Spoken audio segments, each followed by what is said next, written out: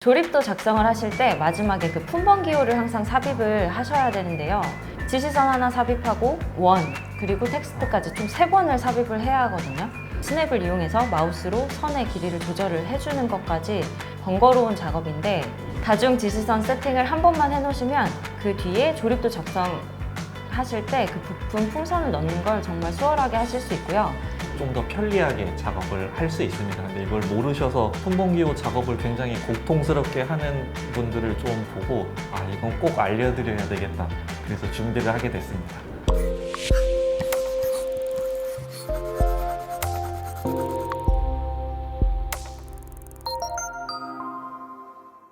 이번 시간에는 품번 기호를 좀 더 스마트하게 삽입할 수 있는 방법을 말씀드리려고 하는데요. 보통 실무에서 이런 조립도 작성을 하실 때 원, 지시선, 텍스트를 다 별도로 생성을 하셔서 작업을 하시는 분들이 굉장히 많더라고요.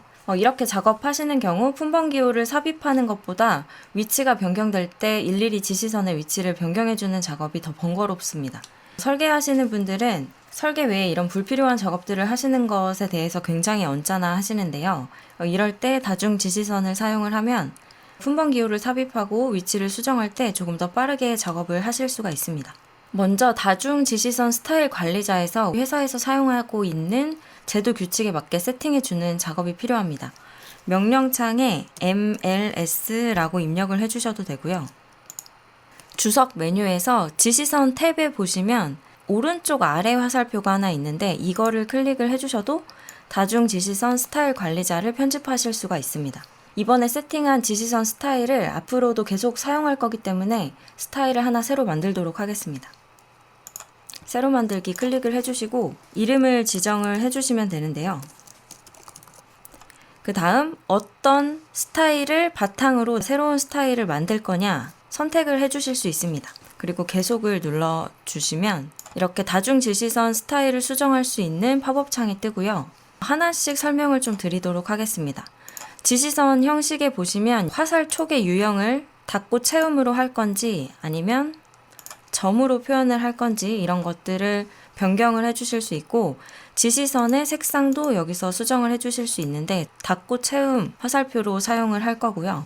그리고 지시선 구조 탭으로 한번 가보도록 하겠습니다. 여기서 확인해 주실 거는 연결선 설정이라는 이 값만 확인을 해주시면 되는데요. 보통 회사에서 연결선을 포함을 해서 품번 기호를 나타낸다고 하는 경우에는 자동 연결선 포함 항목에 체크를 해주시면 이렇게 미리 보기에서 보시는 것처럼 연결선이 자동으로 추가가 되게 됩니다. 연결선 사용하지 않을 거기 때문에 체크 해제해 줄 거고요. 그리고 내용 탭으로 한번 넘어가 보도록 하겠습니다.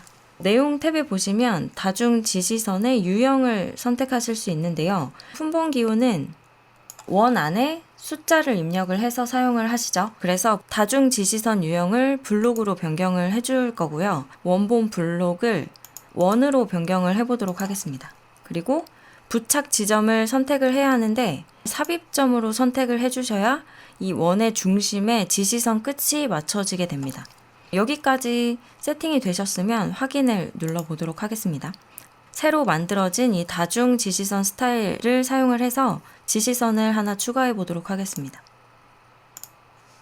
주석 메뉴에서 지시선 탭에서 다중 지시선 클릭을 해주시고 원하는 부품에 지시선을 한번 추가해 볼게요. 그럼 속성 편집이라는 창이 뜨는데요. 여기서 부품 번호를 입력해 주시면 됩니다.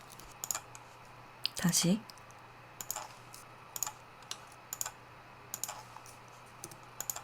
이렇게 3개의 지시선을 추가를 했는데 이렇게 추가된 지시선들은 스트레치 명령을 통해서 위치가 이렇게 변경이 되더라도 지시선 끝이 원의 중심에 자동으로 맞춰지기 때문에 지시선의 위치를 수정을 하실 때 좀 더 수월하게 사용을 하실 수가 있고요. 그리고 다중 지시선으로 작업을 한 경우에는 지시선을 정렬하는 작업도 굉장히 수월하게 진행하실 수 있습니다. 주석 메뉴의 지시선 탭에서 정렬 명령 아이콘 클릭을 해주시고 어떤 지시선을 정렬할 건지 선택을 해주시고 엔터 눌러주신 다음에 이 2개의 지시선을 첫 번째 지시선 기준으로 정렬을 할 거기 때문에 첫 번째 지시선 선택을 해보겠습니다. 그러면 이렇게 첫 번째 지시선의 높이 값에 맞춰서 2개의 지시선이 자동으로 정렬이 되게 되고요.